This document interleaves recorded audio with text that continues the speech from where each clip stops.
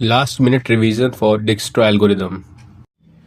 डिक्स्ट्रा algorithm एक ऐसा algorithm है जो कि हमें शॉर्टेस्ट पाथ फाइंड करके देता है from single source vertex to all other vertices. जैसे यहाँ पे है तो सोर्स वर्टेक्स हमारा ए है, तो इस सोर्स वर्टेक्स से सारे बी डी ई जी एफ सी इन सबसे शॉर्टेस्ट पाथ फाइंड करके देता है। जैसे हमें अगर जी जाना है तो ए से जी तक शॉर्टेस्ट पाथ फाइंड करके हमें ये डिजस्ट्रा एल्गोरिदम दे देगा।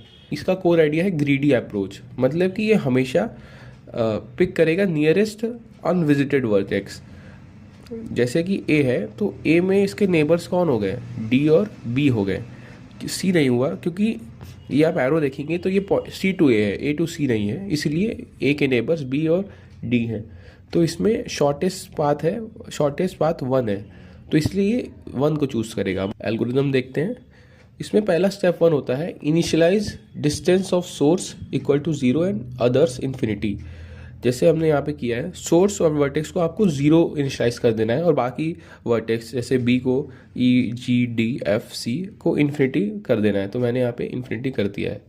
उसके बाद mark all vertices as unvisited.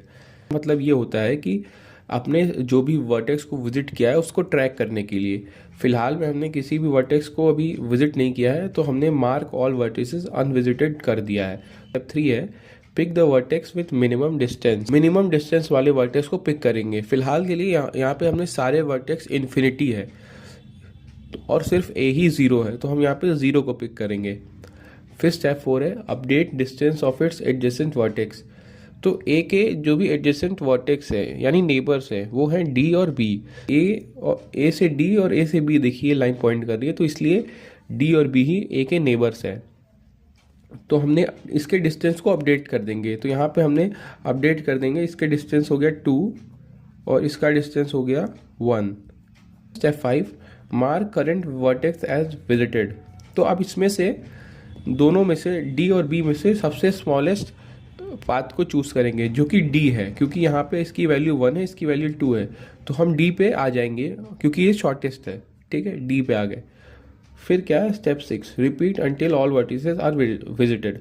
तो इसी तरीके से आप डी से अब फिर चेक करेंगे इसके नेबर्स कौन है, उसमें से सबको अपडेट कर देंगे, उसके बाद सबसे शॉर्टेस्ट पाथ वाला कौन सा उसको चूज़ करेंगे। तो ऐसे ये प्रोसेस रिपीट होता रहेगा। कब तक रिपीट करना है, जब तक कि सारे वर्टिसेस आपके जो भी ग्राफ में दिए हैं वो विजिटेड ना हो जाए।